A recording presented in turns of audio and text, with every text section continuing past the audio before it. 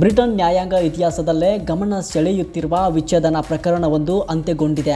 ಭಾರತೀಯ ಮೂಲದ ಮಹಿಳೆ ವರ್ಷಾ ಗೋಹಿಲ್ ಅವರಿಗೆ 23 ವರ್ಷಗಳ ದೀರ್ಘ ಕಾನೂನು ಹೋರಾಟದ ಬಳಿಕ ಸುಮಾರು 85 ಕೋಟಿ ರೂಪಾಯಿ ಪರಿಹಾರ ನೀಡುವಂತೆ ಕೋರ್ಟ್ ಆದೇಶಿಸಿದೆ.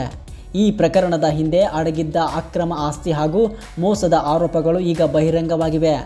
ಹೌದು, 2002ರಲ್ಲಿ ಭಾರತೀಯ ಮೂಲದ ವರ್ಷಾ ಗೋಹಿಲ್ ಅವರು ತಮ್ಮ ಪತಿ ಭದ್ರೇಶ್ ಗೋಹಿಲ್ ವಿರುದ್ಧ ವಿಚ್ಛೇದನ ಅರ್ಜಿ ಸಲ್ಲಿಸಿದ್ರು.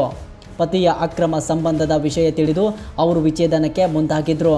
ಲಾಯರ್ ಆಗಿದ್ದ ಭದ್ರೇಶ್ ಗೋಹಿಲ್ ಅವರು ಸುಮಾರು 360 ಕೋಟಿ ರೂಪಾಯಿ ಮೌಲ್ಯದ ಆಸ್ತಿಯನ್ನು ಮುಚ್ಚಿಟ್ಟಿದ್ದಾರೆ ಎಂಬ ಆರೋಪವು ಪ್ರಕರಣದಲ್ಲಿ ಎದುರಾಗಿದೆ.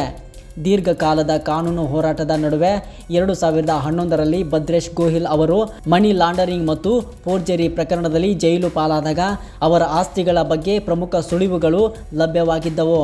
23 ವರ್ಷಗಳ ನಿರಂತರ ಕಾನೂನು ಹೋರಾಟದ ಬಳಿಕ ನ್ಯಾಯಮೂರ್ತಿ ವಿಲಿಯಮ್ಸ್ ಅವರು ಭದ್ರೇಶ್ ಗೋಹಿಲ್ ಅವರನ್ನು ಅಪ್ರಾಮಾಣಿಕ ಎಂದು ಹೇಳಿ ವರ್ಷಾ ಗೋಹಿಲ್ ಅವರಿಗೆ ಸುಮಾರು 85 ಕೋಟಿ ರೂಪಾಯಿ ಪರಿಹಾರ ನೀಡುವಂತೆ ತೀರ್ಪು ನೀಡಿದ್ದಾರೆ.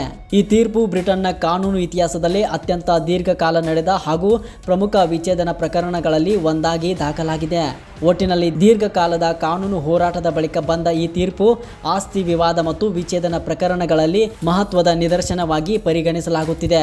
ಈ ತೀರ್ಪಿನ ಪರಿಣಾಮಗಳ ಬಗ್ಗೆ ಕಾನೂನು ವಲಯದಲ್ಲಿ ಈಗ ಚರ್ಚೆ ಆರಂಭವಾಗಿದೆ.